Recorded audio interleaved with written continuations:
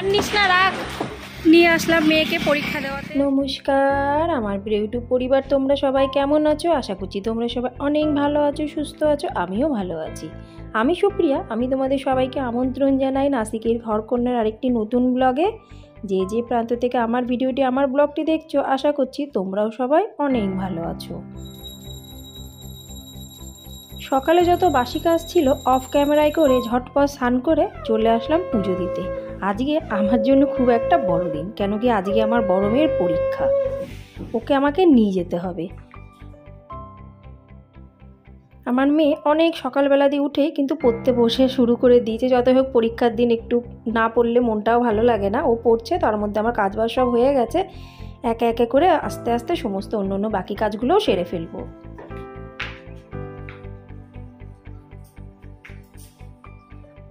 আমি চান করতে যাই। তুই গামছা নিবি তো?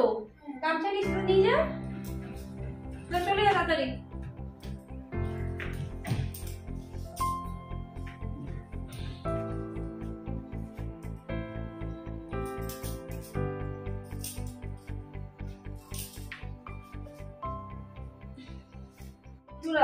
আজ আমি বিশাল ব্যস্ত। এই যে কালকে ভাত, সেটাকে এদিকে গরম করতে আমি ওভেনে বসিয়ে দেবো। পরে আমি বেরিয়ে পড়বো। আমার বড় মেয়েটা থেকে পরীক্ষা আছে, ওই জন্য কালকে রাতের বেলায় আমি তরি তরকারি রান্না করে রেখে দিয়েছি। তাহলে আমার সুবিধা হবে, একা হাতে সবকিছু করতে হয় তো জানো। শুধু রুটিটা এখন করে নেব, ভাতটা গরমের জন্য বসিয়ে দিলাম।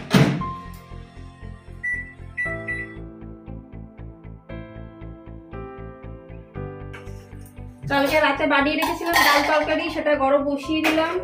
এই জন্য রাতে অনেক কিছু আমরা যদি করে রেখে দিই তাহলে আমাদের কাজে কিন্তু প্রচুর সুবিধা হয়, অত টেনশন থাকে না। বিশেষ করে যারা ধরো আমার মতন মানুষ, যাদের মানে হেল্পিং হ্যান্ড বলে কেউ নেই, নিজেই সব করতে হবে। ওই জন্য রাতের বেলায় যদি আমরা কিছু কাজ গুছিয়ে রাখি, সকালবেলায় অসুবিধাটা হয় না। আর অফ ক্যামেরায় তো যত বাসি কাজ ছিল সব করাবার হয়ে গেছে। দেখো কি সুন্দর ভাতগুলো পুরো গরম হয়ে গেছে। এবার ভাতগুলো রেখে দিই জায়গায়। তরকারিও মোটামুটি গরম হয়েই গেছে। তা চল বসে পর, মাদুরটা পেতে নে, আমি নিয়ে আসছি।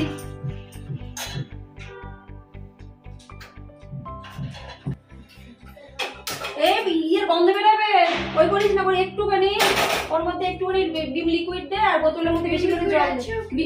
ওই যে ওই সাবানটা একটুখানি হাত দিয়ে গুলে নে, গুলোর মধ্যে লিকুইডটা দে, দিয়ে জল বেশি করে দে। ওইভাবে কসবাইট দিস না, বোতল দিয়ে গন্ধ বেরোবে। প্রতিদিনকার মতো খুব সুন্দর দুটো কমেন্টস তোমাদের সাথে আমি শেয়ার করব। প্রথম কমেন্টসটি লিখেছে আসমা লাইফস্টাইল ব্লগ। বোন লিখেছে, আপু আমি বাংলাদেশ থেকে তোমার ভিডিওটি দেখছি, বেশ ভালো লাগছে আর অনেক সুন্দর লাগছে তোমার ভিডিও। অসংখ্য ধন্যবাদ বোন, তুমি যে আমাদের প্রতিবেশী দেশ থেকে দেখছো, আমার বেশ কিন্তু ভালো লাগলো। অসংখ্য ধন্যবাদ, অনেক অনেক ভালোবাসা।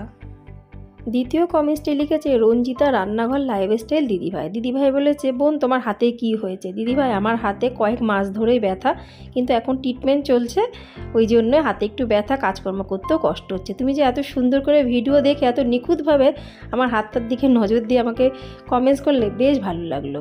অনেক অনেক ধন্যবাদ, অনেক অনেক ভালোবাসা। আর যে যে বন্ধুরা আমার ভিডিও দেখে কমেন্টস করেছে সবাইকে অনেক ধন্যবাদ, অনেক ভালোবাসা। আর যারা শুধু ভিডিও দেখেছো তাদেরকেও অনেক অনেক ধন্যবাদ, অনেক অনেক ভালোবাসা।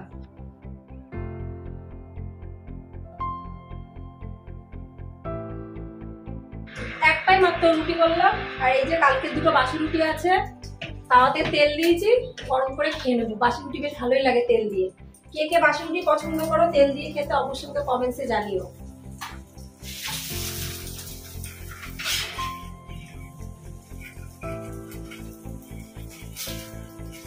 বাসি রুটি দিয়ে অনেক খাবার কিন্তু এখানে আমার বান্ধবীরা তৈরি করে, আমাকেও শিখিয়েছে, তোমাদের সাথে একদিন আমি শেয়ার করবো।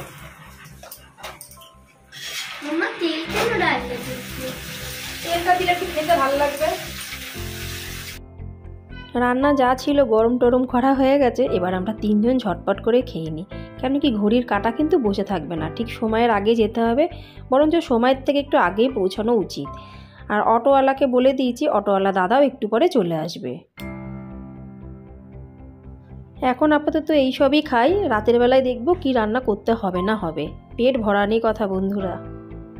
কর্তামশাই সেই তো অফিসে চলে গেছে, সে রাত থাকতেই।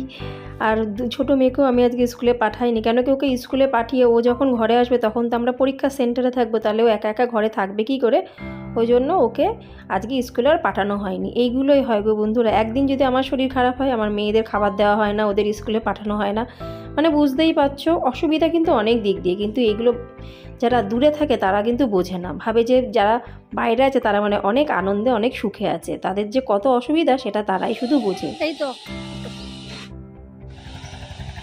অটোওয়ালা দাদা চলে এসেছে, আমরা বসে পড়েছি অটোতে।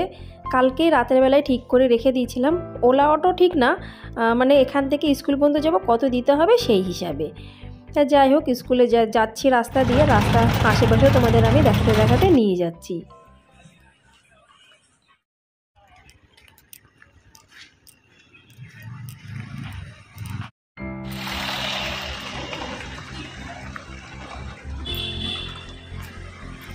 নিয়ে আসলাম মেয়েকে পরীক্ষা দেওয়াতে, পরীক্ষার হলে তো গেছে, কিন্তু ওই যে কি করব ওখানে বসে বসে খানিকক্ষণ বসলাম, তারপর চলে আসলাম এখন বাইরে।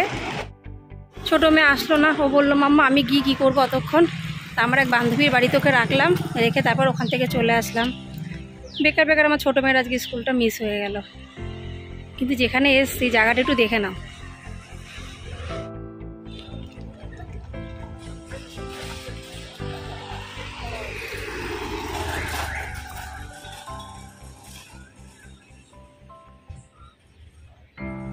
রাস্তাতে কিছুক্ষণ হাঁটাচলা করলাম, তারপরে বসে পড়লাম স্কুলের মধ্যে যেখানে পরীক্ষার হল। ওখানে কিছু কিছু প্যারেন্টসরা বসে আছে, কিছু কিছু বাইরে হাঁটাচলা করছে, অনেকটা হেঁটেছি আর ভালো লাগছে না, ওই জন্য স্কুলের মধ্যেই বসে পড়লাম।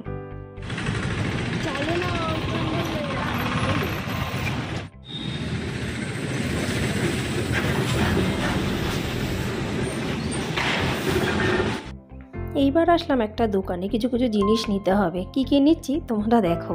তার মধ্যে দিয়ে আমার মেয়ে বলছে যে মাম্মা পরীক্ষাটা দিয়ে তো আসলাম, কিছু খাবার তো কিনে দাও, তাহলে দিতেই হলো।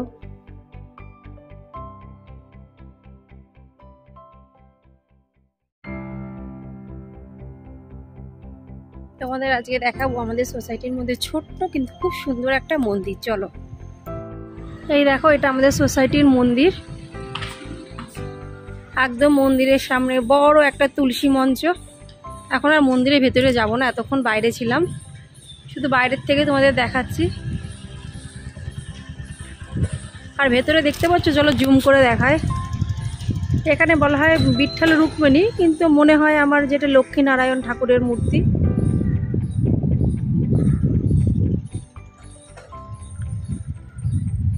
মন্দিরের উপরে একটা বড় একটা আম গাছ।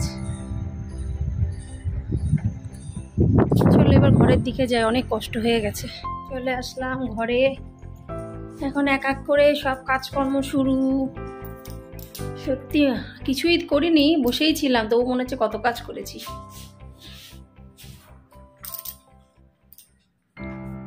এই যে ব্যাগের মধ্যে করে কি কি আনলাম দেখে নাও। এই যে দুই মেয়ের জন্য দুটো চিপস, না চিপস না, এটা কি জানি স্টিক, সয় স্টিক।